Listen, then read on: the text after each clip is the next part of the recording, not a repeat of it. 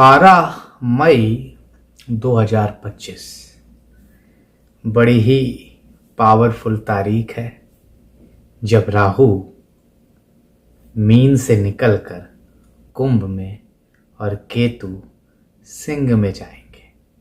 निश्चित तौर पर राहु केतु से का जो ओवरऑल गोचर है अपने आप में बहुत कुछ साध्य होता है और बड़े नक्षत्र में है। पूर्वा भाद्रा धनिष्ठा जैसे नक्षत्र है तो अपने आप में इंपॉर्टेंट हो चलता है। तो इसीलिए सोचा कि आज आपको थोड़ा सा मेष से लेके मेष राशि वालों का हालचाल बताएंगे, इसका क्या असर उनके जीवन में पड़ेगा, लेकिन हमेशा की तरह थोड़ा समझ लीजिए।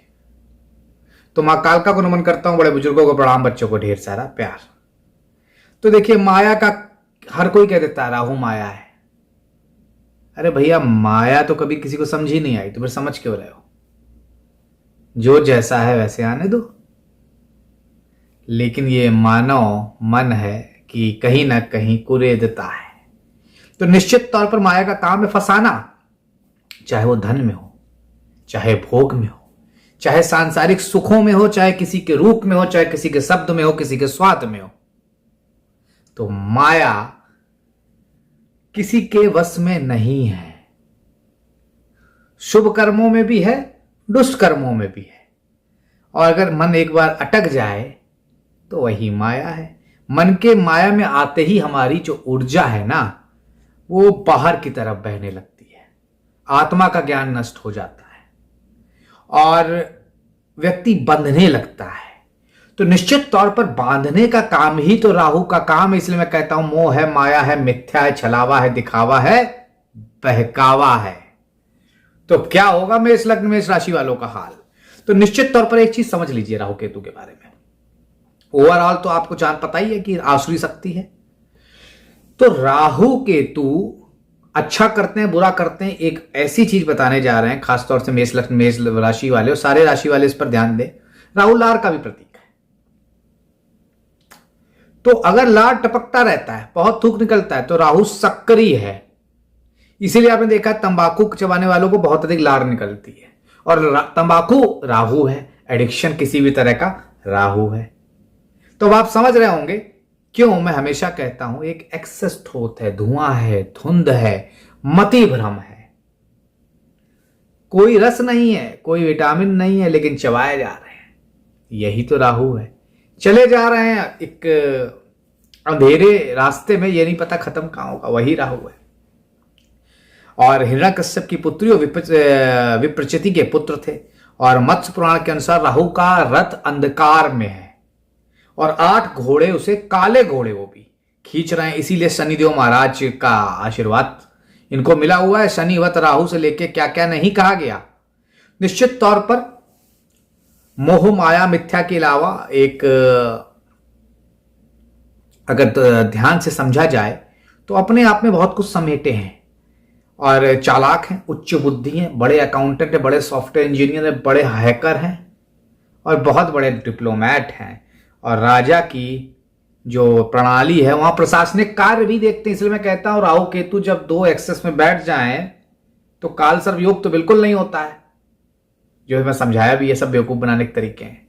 लेकिन बाउंसर 2 जगहों पर बैठ गए प्रशासनिक अधिकारी तो आपके जीवन आसान नहीं करेंगे।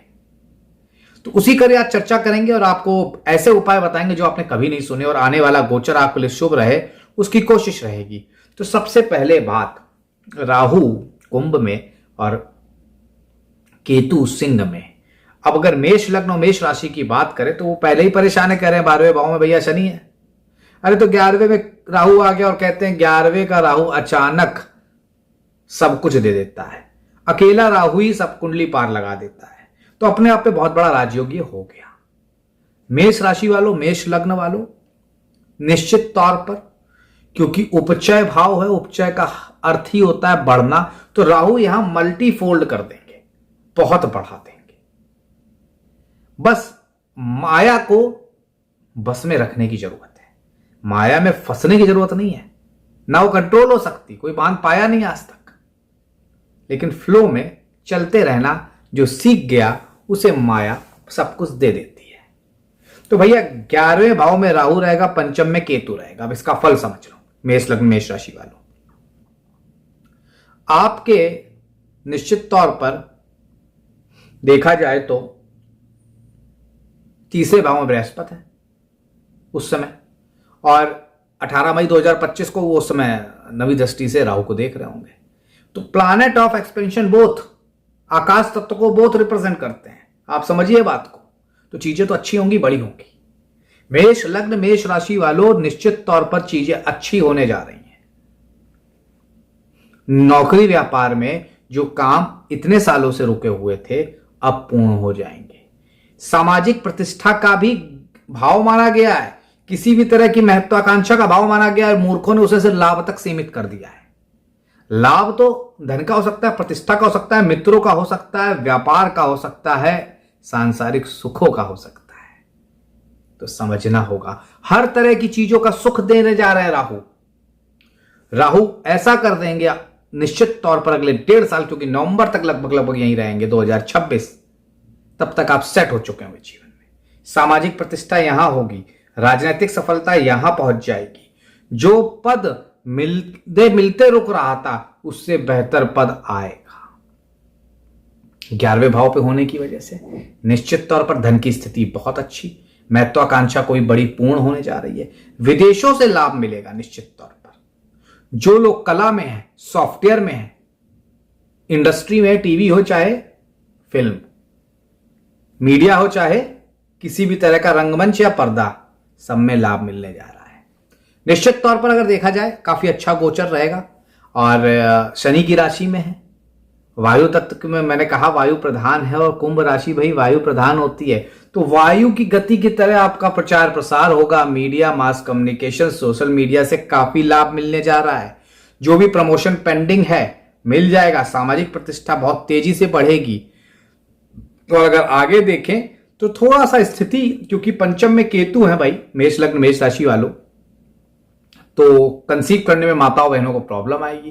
प्रेम प्रसंग में नुकसान हो सकता है, थोड़ा सा डिले हो सकता है, चीजें आपके मुताबिक हो सकता है वहां ना मूव हो, और छोटा मोटा एबॉर्शन का डर बना रहेगा। जो लोग माताएं बहनें ऑलरेडी कंसीव कर चुकी हैं वो थोड़ा ध्यान रखिएगा, नहीं तो स्थितियां विकट, परेशानी निकट। ध्यान रखिएगा इस बात को। निश्चित तौर पर अगर चाहें तो पार्टनरशिप पर काम करेंगे। गुरु राहु का म्यूचुअल टर्म आपको लाभ देगा, क्योंकि गुरु सप्तम भाव को भी देख रहे होंगे। तो निश्चित तौर पर चीजें आपके हिसाब से होंगी। अगर आप प्लानिंग कर रहे हैं किसी बड़ी पार्टनरशिप की विदेशों में, तो लाभ मिलने जा रहा है। और खास तौर से पिता से अगर अनबन है तो यह समय बिल्कुल अच्छा नहीं कहा जाएगा, और कहा जाएगा पैतृक संपत्ति तक फंस सकती है। तो इसका ध्यान दे देना, नहीं तो नुकसान उठा जाओगे। नौकरी जरूर परिवर्तित करिए इस साल, अगले 1.5 सालों में, लेकिन ऑफर को अच्छे से जांच पड़ताल के, जहां अभी बैठे हैं और जहां बैठने जा रहे हैं, उन दोनों का कंपैरिजन करके भैया, नहीं तो थोड़ा सा नुकसान हो सकता है। संतान की प्लानिंग के लिए संतान गोपाल का पाठ करें तो निश्चित लाभ मिलेगा। अब क्या किया जाए भाई, क्योंकि 11वें भाव में महत्वाकांक्षा तो पूर्ति होगी और माया की लालसा बढ़ती रहेगी। तो माया के साथ चलिएगा। माया पे अगर खो गए तो दिक्कतें हो जाएंगी, माया में अगर उलझ गए तो दिक्कतें हो जाएंगी, माया को कंट्रोल करने की कोशिश करी तो दिक्कतें हो जाएंगी। तो कुछ नहीं करना है, सिर्फ फ्लो में बहना है। ये समय वो समय है आपका जो आपको सब कुछ दे देगा जीवन में। ऐसा कुछ होगा नहीं जब आप ये कहें कि ये चीज रह गई, क्योंकि राहु पृथ्वी की छाया में भ्रमण करता है। छाया का अधिष्ठाता देवता है, और देवी दुर्गा को छायारूपेण कहा गया है। तो इनकी पूजा पाठ करते रहिएगा, मां सरस्वती की पूजा पाठ करते रहिएगा। कोई भी वस्तु जिस पे आपका मन आसक्त है, जिसे छोड़ नहीं पा रहे हैं, वो माया है। छोड़ना बिल्कुल नहीं है, कंट्रोल भी बिल्कुल नहीं करना है, क्योंकि राहु को कोई कंट्रोल नहीं कर पाया। सिर्फ उसमें बहना है। बस आप सही गलत जो आपके लिए इंपॉर्टेंट है उसका ध्यान रखना है। धन की स्थिति की बात करें तो राहु 11वें में होकर जबरदस्त धन और लाभ दे रहा है, रुपया पैसा दे रहा है, घर गाड़ी बंगले का सुख दे रहा है, लग्जरी आइटम्स दे रहा है। कोई बड़े निश्चित तौर पर व्यक्ति के संपर्क में आएंगे, चाहे वो राजनीतिक घराने से हो, चाहे व्यापारिक घराने से हो, जो आपकी नैया तेजी से पार लगाने जा रहा है। तो ये बहुत बेहतरीन समय, बहुत अच्छा साल जो जीवन में आपकी तरक्की को 4 चांद लगाने जा रहा है। नौकरी व्यापार पहले ही बताया, धन की स्थिति बहुत क्लियर करी। हाँ, एक चीज याद रखिएगा, क्योंकि शनि भी 12वें में रहेंगे तो कर्ज के जाल में ना फंसिएगा। कर्ज बांटने वाला, ब्याज बांटने वाला काम करते हैं तो ये तो नहीं कहेंगे छोड़ दीजिए, रातों रात आपसे नया काम तो नहीं करेंगे, लेकिन हो सके तो थाम लीजिए, कुछ और पकड़ लीजिए। वो भी नहीं हो सकता है, करना ही पड़ रहा है तो भैया थोड़ा सा हनुमान जी की पूजा करते हुए और सही तरीके से। एडिक्शंस का ख्याल रखिएगा इस दौरान। मल्टीपल एडिक्शंस होंगे, चाहे वो अफेयर्स के रूप में हो, चाहे वो किसी भी नशे के रूप में हो, चाहे वो किसी भी गलत काम के रूप में हो, उसका ध्यान रखना है, नहीं तो स्थिति थोड़ी सी खराब हो सकती है। बात करें पारिवारिक जीवन की, पंचम भाव में होने की वजह से केतु आपको बार बार कहेगा भाई वापस चलो। कहां? विरक्ति की ओर। राहु 11वें में कहेगा चलेगी तो मेरी ही, क्योंकि मेरे पास तो दिमाग है, तुम्हारे पास नीचे का हिस्सा है, मेरे पास ऊपर का हिस्सा है। तो इस वजह से क्या होगा, बसी बसाई जिंदगी ट्रबल में आ सकती है। तो जो लोग मैरिड हैं उन्हें ख्याल रखना है। जो अनमैरिड है, किसी रिलेशनशिप में, रिश्तों में है, उन्हें ध्यान रखना है। यहां पे भी स्थिति थोड़ी सी दिख रही है। पंचम भाव Ketu, planet of separation, planet of break, उतार चढ़ाव लाएगा, ध्यान देना है, नहीं तो स्थिति थोड़ी सी यहां गंभीर दिखती है। अब और क्या काम करें जिससे चीजें बेहतर हो जाए? स्वास्थ्य सही दिखता है, स्वास्थ्य संबंधी बड़ी समस्या नहीं रहती है, स्वास्थ्य में कोई दिक्कत नहीं आएगी। अब उपाय की बात अगर करें भैया, तो चांदी की चेन गले में पहन लीजिएगा सोमवार के दिन, एक ही उपाय करना है आपको। दूसरा, हाथी दांत का लॉकेट गले में धारण कर लेना है। अगर ये ना कर पाए तो हाथी दांत का लॉकेट अपनी तिजोरी में रख लीजिए, जो भी समस्याएं चल रही हैं खत्म हो जाएंगी। तो अब आपको क्या करना है, शेयर, सब्सक्राइब चैनल को और लाइक, और वीडियो को शेयर जिससे और लोगों तक पहुंच सके। आज के लिए फिलहाल प्रतीक भट्ट का बहुत बहुत धन्यवाद।